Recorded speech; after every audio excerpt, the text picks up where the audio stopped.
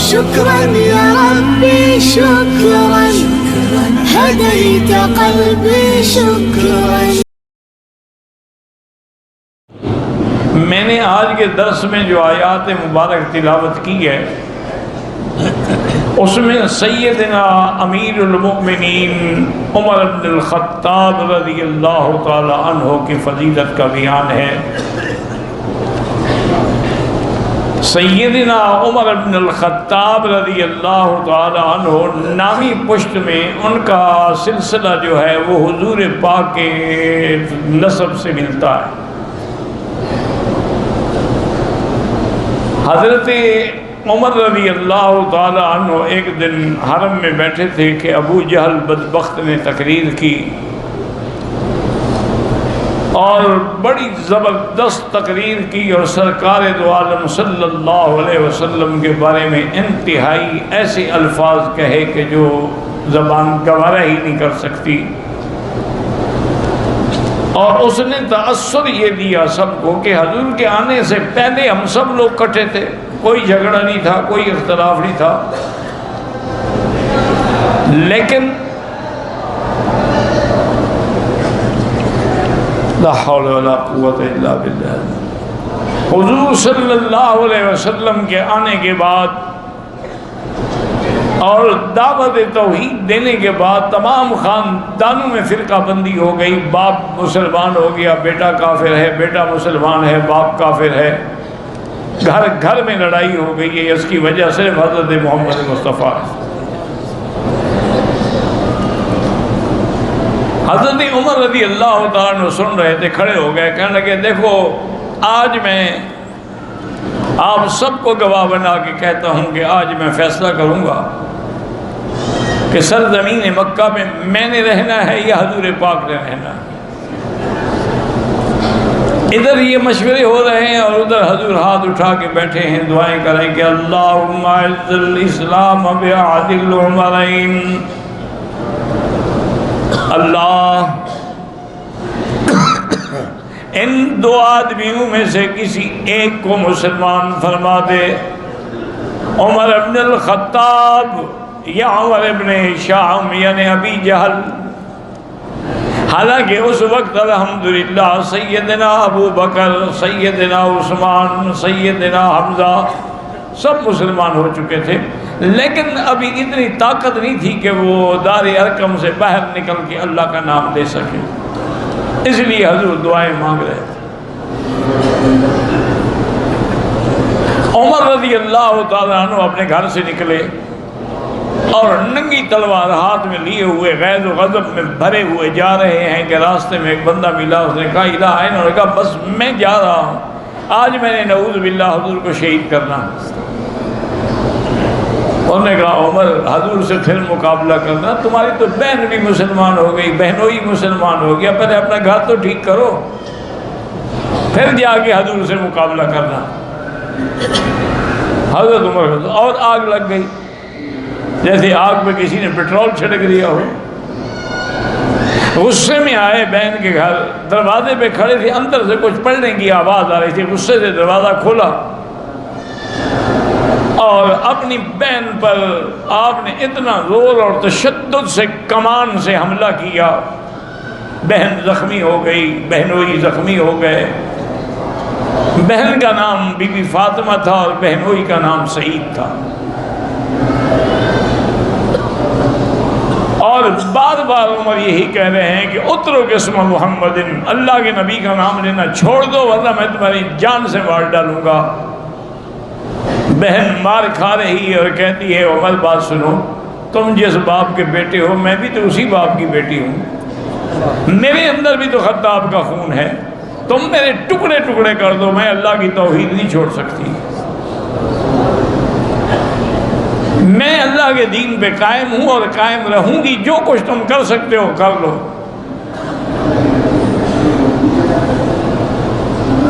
حضرت عمر حیران ہو گیا کہ اتنی مارنے کے بعد ایک عورت کیسے اتنی بات پہ اڑی ہوئی ہے. اور ایک اچھا ایسا کرو, جو کچھ تم پڑھ رہے تھے مجھے تو سناؤ. وہ کاغذ مجھے دو اوراق انہیں چھپا دیے تھے, چونکہ اس وقت تو آیات اور صورتیں مختلف کاغذوں پہ لکھی ہوتی تھی، کوئی لکڑی پہ لکھی ہوتی تھی، کوئی کھال پہ لکھی ہوتی تھی۔ تو بی بی نے کہا کہ عمر یہ میں نہیں دے سکتی آپ کے ہاتھ میں، اور نہ تم پڑھ سکتے ہو، یہ اللہ کا کلام ہے، اللہ کا قرآن ہے، اور اللہ کے قرآن کو کوئی پلید آدمی ہاتھ نہیں لگا سکتا، تم پہلے غسل کرو پھر میں دوں گی تمہیں۔ حضرت عمر نے غسل کیا، بی بی صاحبہ نے آپ کو کاغذات عطا فرمائے، جب نظر پڑی تو اس میں سورۃ طٰہٰ کی ابتدائی آیات تھی، طٰہٰ ما انزلنا علیک القرآن لتشقیٰ الا تذکرۃ لمن یخشیٰ تنزیلا ممن خلق الارض والسماوات العلی الرحمن علی العرش استوى۔ حضرت عمر قرآن پڑھ رہے ہیں اور آنسو بہہ رہے ہیں اور کہتے ہیں بہن سے ما احسن الکلام، ایسا کلام تو میں نے کبھی سنا ہی نہیں۔ اور ابھی بہن سے کہنے لگے کہ فاطمہ مجھے یہ بتاؤ کہ اللہ کے نبی کو اگر ملنا ہو تو اس وقت وہ مجھے کہاں ملیں گے؟ آپ نے فرمایا دار ارقم میں ملیں گے۔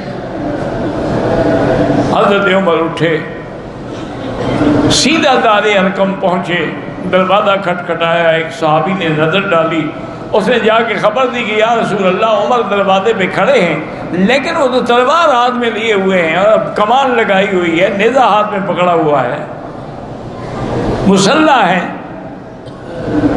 حضرت حمزہ کھڑے ہوئے، فرمایا کھول دو دروازہ، آنے دو عمر کو۔ اگر عمر کسی صحیح نیت سے آیا ہے تو ٹھیک ہے، ورنہ کو مکے میں صرف عمر تو بہادر پیدا نہیں ہوا۔ دروازہ کھولا، حضور کے چہرے پہ نظر پڑی اور عمر کی آنکھیں جھک گئی۔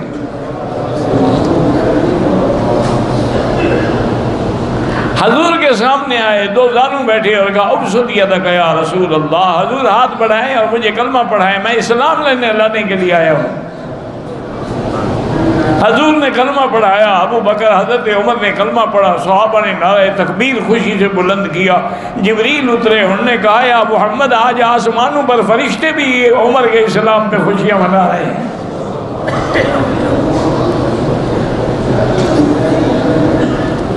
نماز کا جب وقت آیا، تیاری کرنے لگے تو حضرت عمر کھڑے ہو گئے، انہوں نے کہا کہ یا رسول اللہ الاسرا علی الحق وہم علی الباطل، کیا یہ بات درست نہیں کہ ہم حق پہ ہیں اور کافر جھوٹے ہیں؟ انہوں نے کہا بالکل۔ انہوں نے کہا پھر یہ کیا بات ہے کہ یعبد اللات والعزیٰ فی الکعبہ، لات و عزیٰ کی عبادت کعبے میں کی جائے اور ہم چھپ کے یہاں نمازیں پڑھیں، آپ چلیں ہمارے ساتھ۔ حضرت حمزہ نے ایک طرف سے اور حضرت عمر نے دوسری طرف سے حضور کے ساتھ چلے، تلواریں ہاتھ میں پکڑی، اور حضرت عمر نے دار ارقم سے نکل کے اعلان کیا کہ یا معاشر قریش، اے قریشیو، جس نے اپنے بچوں کو یتیم کرانا ہو آئے عمر کی تلوار کا مقابلہ کرے۔ لوگ حیران کھڑے ہیں کہ یہ تو حضرت کو قتل کرنے جا رہا تھا، تو خود قتل ہو گیا۔ تو حضرت عمر رضی اللہ تعالیٰ عنہ کے آنے سے اسلام کو عزت ملی، دروازہ کھل گیا اور کعبے میں کھل کے الحمدللہ نمازیں ہونے لگی۔ اسی کو علامہ اقبال نے کہا تھا کہ اگرچہ بت ہیں جماعت کی آستینوں میں، مجھے ہے حکم اذان لا الہ الا اللہ۔ حضرت عمر رضی اللہ عنہ، اس لیے علماء کہتے ہیں کہ سب طالب، سب آنے والے جو ہیں وہ مرید مصطفیٰ ہیں، ایک عمر ہے جو مراد مصطفیٰ ہے۔ تمام آنے والے طالب مصطفیٰ ہیں، ایک عمر ہے جو مطلوب مصطفیٰ ہے، جس کو اللہ کے نبی نے اللہ سے مانگا ہے۔ اور حضرت عمر جو تھے وہ ملہم بھی تھے، محدث بھی تھے، ان کی زبان پر بھی اللہ کی طرف سے القاء ہوتی تھی۔ ایک دن حضور یہ آیت پڑھ رہے ہیں کہ اللہ پاک نے فرمایا کہ ہم نے انسان کو پیدا کیا، وہ نطفہ ہوتا ہے، پھر مضغہ ہوتا ہے، پھر اس کے گوشت ہڈیوں پہ چڑھایا جاتا ہے، پھر روح پھونکی جاتی ہے۔ ابھی وَأَنشَأْنَاهُ خَلْقًا آخر تک پہنچے تھے، حضرت عمر نے فوراً کہا تبارک اللہ احسن الخالقین۔ اللہ نے جبریل بھیجا کہ یا محمد، عمر کے منہ سے جو جملے نکلے ہیں وہ میں نے قرآن کا حصہ بنا دیا، قیامت تک قرآن میں پڑھا جائے گا فتبارک اللہ احسن الخالقین۔ حالانکہ یہ جملے حضرت عمر نے کہے، اسی کو اللہ نے قرآن کا حصہ بنا دیا۔ اسی طرح حضرت عمر رضی اللہ تعالیٰ عنہ روز دعا مانگتے تھے کہ اللہم بین لنا فی الخمر بیانا شافیا، یا اللہ شراب کے بارے میں کوئی حکم نازل فرمائے، دنیا شراب میں ڈوب رہی ہے،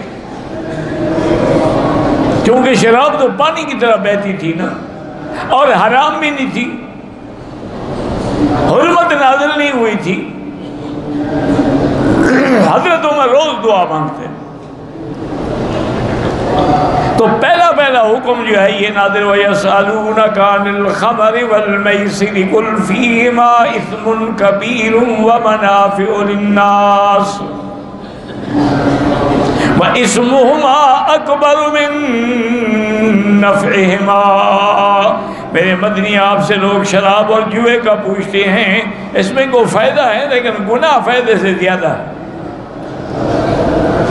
اس آیت کے بعد کچھ لوگوں نے شراب چھوڑ دیا کہ بھئی جب گناہ ہے تو کیا ضرورت ہے ہمیں گناہ میں پڑھنے کی۔ حضرت عمر نے پھر دعا کی کہ اللہم بین لنا بیانا شافیا، کہ یا اللہ واضح حکم نازل فرمائیں۔ اب دوسری آیت اتری کہ لا تقربوا الصلاة وانتم سکارى حتی تعلموا ما یقولون۔ اللہ نے فرمایا کہ تم نماز اس وقت نہ پڑھو جب تم نشے کی حالت میں ہو، جب نشہ ختم ہو جائے تو پھر قرآن اور نماز پڑھو، کیا پتہ نشے میں تم کیا پڑھ جاؤ۔ کچھ لوگ اس آیت کے بعد بھی شراب سے رک گئے، لیکن حضرت عمر پھر دعائیں مانگتے رہے کہ اللہم بین لنا بیانا شافیا، کہ یا اللہ مزید واضح بیان نازل فرما۔ اللہ تبارک و تعالی نے آیت واضح نازل ہو گئی کہ شراب جو ہے وہ حرام ہے اور نجس ہے۔ جب یہ حکم آیا تو سب صحابہ جن کے ہاتھ میں بھی اگر پیالہ تھا انہوں نے توڑ دیا، مٹکے توڑ دیے، سارے مدینے کی گلیوں میں شراب بہ رہی تھی، اور حضرت عمر پکار کے اللہم انتہینا انتہینا انتہینا، آپ کا حکم ہے الحمدللہ ہم نے شراب چھوڑ دیا۔ تو حرمت شراب کا جو حکم ہے وہ بھی حضرت عمر کی دعائیں ہیں، جس کی وجہ سے لاکھوں گھرانے جو ہیں وہ نشے سے بچ گئے۔ آپ جانتے ہیں کہ شراب جو ہے یہ ام الخبائث ہے، یعنی گناہوں کی ماں ہے۔ جب شراب ہوگا پھر لازمی بات ہے کہ شباب بھی ہوگا، کباب بھی ہوگا، حرام بھی ہوگا، وہ اس کے لوازمات میں ہیں۔ اسی طرح یاد رکھیں کہ حضور پاک جب مکہ شریف میں تشریف لائے فتح مکہ کے موقع پر، آپ نے صحابہ سے مشورہ کیا کہ بھئی ہم طواف کے بعد جو دوگانہ پڑھنا ہے 2 رکعت واجب الطواف وہ کہاں پڑھیں؟ تو یہ مشورہ بھی حضرت عمر نے دیا۔ انہوں نے کہا یا رسول اللہ آپ ایسا کیوں نہیں کرتے کہ یہ پتھر جس میں ابراہیم علیہ السلام کے پاؤں کا نشان ہے، وہ پانی ایک کعبہ ہے، وہ ہم ملت ابراہیم پہ ہیں، آپ کا تعلق جو ہے حضرت ابراہیم سے ہے، ولد اسماعیل سے ہے، آپ اسی کو مصلی کیوں نہیں قرار دیتے؟ افلا نتخذہ مصلی، اللہ نے قرآن نازل فرمایا واتخذوا من مقام ابراہیم مصلی۔ تو یہ یاد رکھیں کہ قیامت تک جب کعبے کا طواف ہوتا رہے گا، مقام ابراہیم پہ دوگانہ اور نفلیں ادا ہوتی رہیں گی، اس کا ثواب بھی حضرت عمر کو جاتا رہے گا۔ کہ یہ مشورہ دینے والے بھی حضرت عمر تھے۔ اور یہ جو آج اذان الحمدللہ پوری دنیا میں عالم اسلام میں ہر مسجد میں 5 وقت اذان ہوتی ہے، اس اذان کے بارے میں بھی سب سے پہلے خواب دیکھنے والے حضرت عمر ہیں۔ پھر بھی صحابہ نے خواب دیکھے، لیکن پہلا خواب حضرت عمر نے دیکھا اور حضور سے کہا کہ یا رسول اللہ میں نے خواب دیکھا ہے کہ وہ پہاڑی پہ ایک آدمی کھڑا ہے اور یہ اذان دے رہا ہے۔ حضور نے فرمایا بس یہی اذان ہے، بلال کو سکھلا دو، آج کے بعد یہی اذان ہوگا۔ تو یہ اذان کی سنت جو ہے یہ بھی یعنی خواب عمر ہے رضی اللہ تعالی عنہ وارضاہ۔ اور اسی طرح سیدنا عمر رضی اللہ عنہ جب بدر کی جنگ ہوئی، اللہ نے مسلمانوں کو فتح دی، کافروں کے سردار مارے گئے، 70 مارے گئے، 70 قید ہوئے، کفر کی طاقت مٹ گئی، کیونکہ یوم الفرقان ہے، بدر جو ہے یوم الفرقان ہے، اللہ نے آج حق و باطل کو واضح کر دیا۔ حضور پاک نے جنگ کے بعد مشورہ کیا صحابہ سے کہ بھی یہ جو قیدی ہیں جنگی، ان کے بارے میں کیا کیا جائے؟ ان کو قتل کر دیا جائے یا ان کو ویسے معاف کر دیا جائے یا ان سے فدیہ لیا جائے بھی ہر آدمی اپنا فدیہ ادا کرے اور اپنی جان رہائی کرائے۔ حضرت ابو بکر رضی اللہ تعالیٰ نے عرض کیا، انہوں نے کہا یا رسول اللہ کچھ بھی ہے، ہمارے دشمن ہیں لیکن رشتہ دار تو نہیں۔ میرا مشورہ یہ ہے کہ آپ ان کو مفت بھی نہ چھوڑیں، پیسے والے لوگ ہیں، ان سے فدیہ لیں، مسلمانوں کی مدد بھی ہو جائے گی، ان پہ احسان بھی ہو جائے گا، یہ قتل سے بچ جائیں گے۔ حضور صلی اللہ علیہ وسلم نے پھر حضرت عمر کو بلایا، فرمایا عمر تمہاری کیا رائے ہے وہ سارا بدر میں؟ انہوں نے کہا یا رسول اللہ میری رائے پوچھتے ہیں، حضرت علی کو تلوار دو، جعفر کو تلوار دو، ابو بکر کو تلوار دو، مجھے تلوار دو، ہر آدمی اپنے رشتہ داروں کی گردن کاٹ دے، آج کفر کی جڑ کٹ جائے۔ اللہ نے ہمیں موقع دیا، ہم ان کو کیوں چھوڑ دیں؟ حضور نے فرمایا عمر تم بڑے سخت ہو، تورات میں بھی تمہارے لیے یہی آیا ہے کہ قرن من حدید۔ حضرت عمر جو ہے وہ تو لوہے کا سینگ ہے، وہ بالکل ٹوٹ ہی نہیں سکتا۔ لیکن مجھے ابو بکر کی رائے پسند، کہ حضور آپ جو فیصلہ فرمائیں، سر تسلیم خم ہے، لیکن میری رائے یہ ہے کہ نہ چھوڑیں ان کو بھی قتل کریں۔ بہرحال حضور نے فدیہ لے کے چھوڑ دیا۔ دوسرے دن حضرت ابو بکر بھی بیٹھے ہیں، ایک چھوٹا سا درخت تھا کی کرگوس کے نیچے، حضور بھی بیٹھے ہیں اور دونوں رو رہے ہیں۔ حضرت عمر آئے، سلام کیا اور کہا کہ حضور مجھے بھی بتائیں کیا وجہ ہے رونے کی، میں بھی آپ کے غم میں شریک ہو جاؤں۔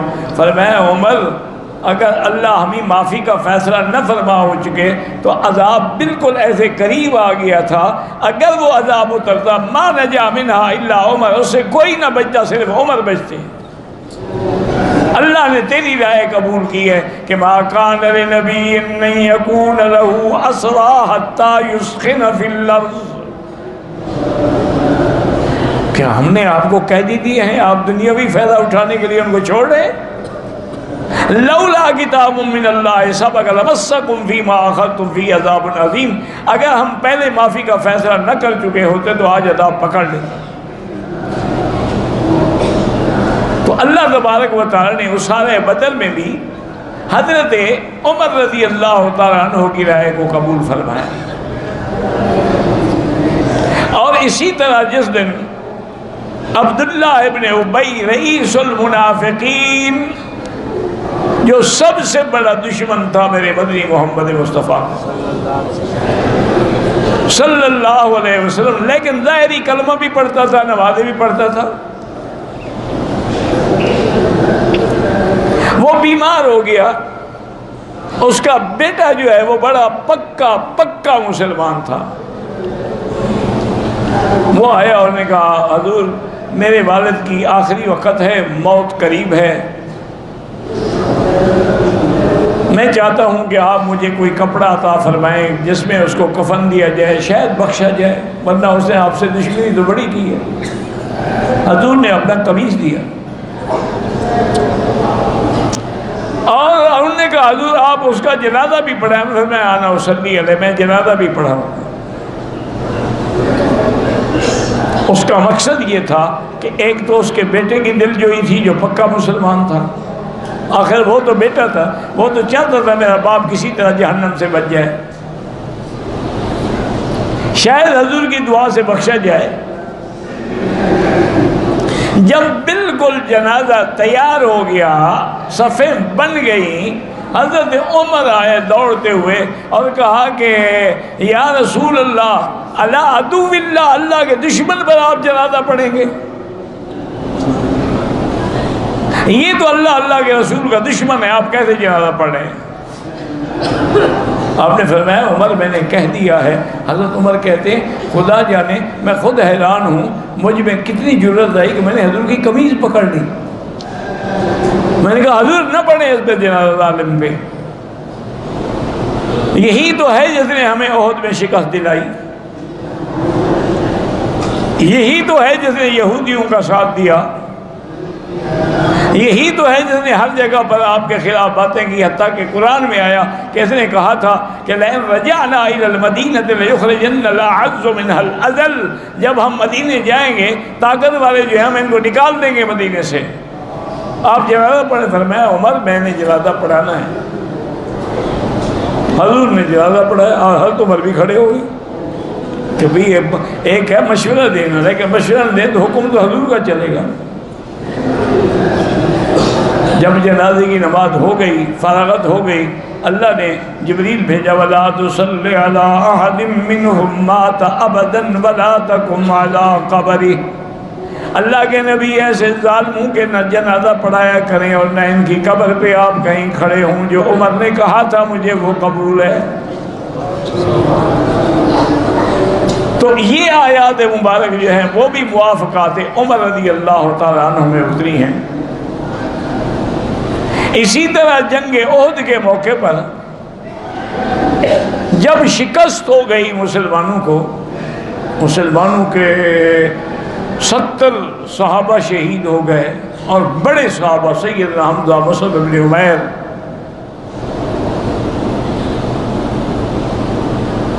اور حضور صلی اللہ علیہ وسلم کے دندان مبارک بھی شہید ہوئے، آپ کے رخسار مبارک میں بھی زخم آئے۔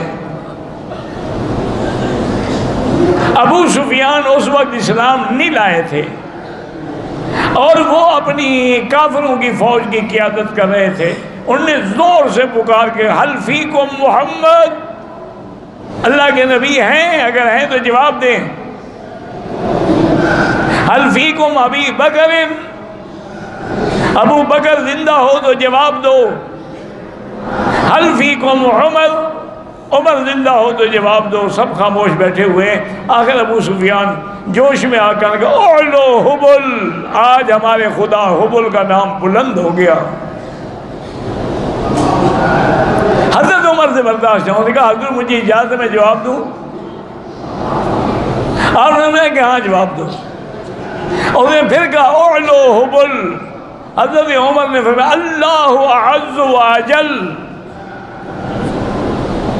اور نے پھر کہا لنا العزا ولا عزا لکم، آج عزا ہمارے ساتھ ہے، عزت ہمارے ساتھ ہے، تمہارے ساتھ نہیں ہے۔ حضرت نے اللہ مولانا ولا مولا لکم، اللہ ہمارا ولی و ناصر ہے، تمہارا نہیں ہے۔ ابو سفیان نے پھر کہا قتلانا و قتلاکم سوا، تم نے بھی 70 مارا تھا، ہم نے بھی 70 مار دیا ہے، ہمارے برابر ہو گئے مقتول۔ حضرت عمر نے فرمایا کہ نہیں، قتلاکم فی النار و قتلانا فی الجنہ، کیسے برابر ہو گئے؟ ہمارے مقتول جنت میں، تمہارے مقتول جہنم میں۔ اب ابو سفیان خاموش ہو گیا کہ اس کا معنی یہ ہے کہ حضرت ابو بکر بھی زندہ ہے، حضرت عمر بھی زندہ ہے، حضور بھی زندہ ہے۔ تو جنگ احد کے اندر بھی جواب دینے والا حضرت عمر تھا۔ اسی طرح غزوہ بن المصطلق کے بعد دشمنوں کو موقع ملا، بی بی عائشہ پیچھے رہ گئی۔ حضور پاک کا یہ طریقہ تھا کہ ایک صحابی کو ہمیشہ پیچھے رکھتے تھے، حضرت صفوان کو، کہ تم ایک دن کی مسافت سے پیچھے چلو، تاکہ قافلہ جب چلا جائے تم پھر وہاں آؤ، دیکھو کوئی قافلے والا کوئی چیز بھول گیا ہو، کوئی سامان رہ گیا ہو تو وہ لے آؤ۔ اللہ کی شان یہ ہے کہ بی بی عائشہ سوتی رہ گئی اور اٹھانے والے نے سمجھا کہ بی بی ہودج میں ہے، انہوں نے اونٹ میں ہودج رکھا، قافلہ چل پڑا۔ بی بی عائشہ نے جب دیکھا کہ قافلہ چلا گیا ہے، اس نے کہا کہ اب میں قافلے کے پیچھے دوڑوں تو میں کیسے دوڑ کے پہنچ سکتی ہوں، ریتیلا علاقہ ہے۔ بہرحال بی بی صاحبہ عقل والی تھی، انہوں نے یہ فیصلہ کیا کہ جہاں میں ہوں نا اسی جگہ میں بیٹھ جاتی ہوں، کوئی نہ کوئی تو حضور کو جب پتہ لگے گا کہ میں نہیں ہوں تو کسی کو بھیجیں گے۔ بی بی فرماتی ہیں کہ میں کپڑا لے کے سو گئی۔ کافی دیر کے بعد حضرت صفوان پہنچے، انہوں نے دیکھا، وہ پہچان گئے کہ عائشہ سو رہی ہے، انہوں نے کہا انا للہ و انا الیہ راجعون۔ انہوں نے بی بی کہتی ہے میں نے ایسا نیک سیرت انسان آج تک نہیں دیکھا کہ اس نے اپنی نگاہیں نہیں اٹھائیں، میرے قریب اونٹ بٹھایا، آپ دور کھڑے ہو گئے اور مجھے کہا کہ آپ اونٹ پہ بیٹھ جائیں، میں جب سوار ہو گئی تو وہاں لے کے چل پڑے، اور پورے راستے میں میرے ساتھ بات تک نہیں کی۔ جب آپ واپس آ گئے، عبداللہ ابن ابی بھی اس وقت موجود تھا، اس کو موقع مل گیا، اس نے فوراً تہمت لگا دی، کیسے ہو سکتا ہے کہ ایک نوجوان لڑکی ہو، نوجوان آدمی ہو، کیسے پاک رہ سکتے ہیں، نعوذ باللہ۔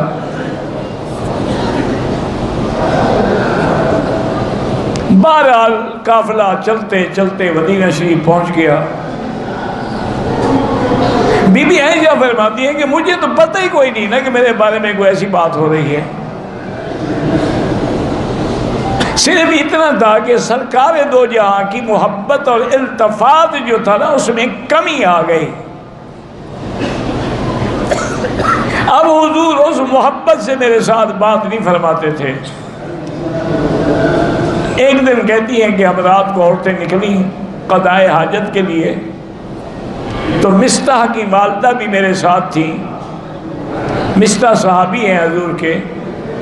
راستے میں اس کا کپڑا جو ہے پاؤں میں الجھا، گرنے لگی تو کہا تائس مستح، اللہ مستح کو ہلاک کرے۔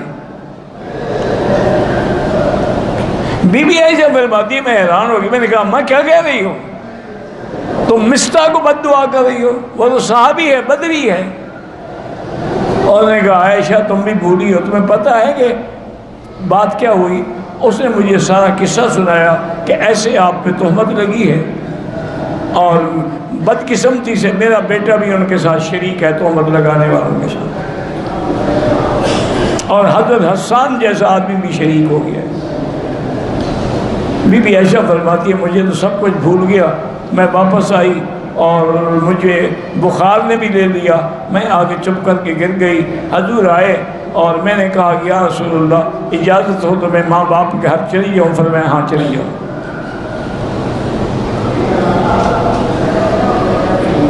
بی بی عائشہ فرماتی ہے کہ میں آئی اماں کے گھر میں روتے ہوئے ساری بات سے، انہوں نے کہا عائشہ یہ ہوتا ہے جب بیوی آپ جیسی خوبصورت ہو اور خامد و حضرت محمد مصطفیٰ جیسا شوہر ہو تو لوگوں کو حسد تو ہوتا ہے، پھر کس سے بناتے ہیں؟ میں نے کہا ٹھیک ہے لیکن آپ لوگ بات تو کریں۔ انہوں نے کہا ہم نہیں بات کر سکتے، ہماری بیٹی کا معاملہ ہے، ہم اگر بات کریں گے تو وہ یہی سمجھیں گے کہ اپنی بیٹی کی سائیڈ اور فیور کر رہی ہیں، ہم نہیں بات کریں۔ اسی عالم میں تقریباً 1 مہینے سے زیادہ گزر گیا۔ بی بی عائشہ فرماتی ہے میں بیمار ہو گئی، چارپائی سے لگ گئی، حضور ہمارے گھر آتے تھے لیکن میرا نام بھی نہیں لیتے تھے، کہتے کئی فتیق اس کا کیا حال ہے؟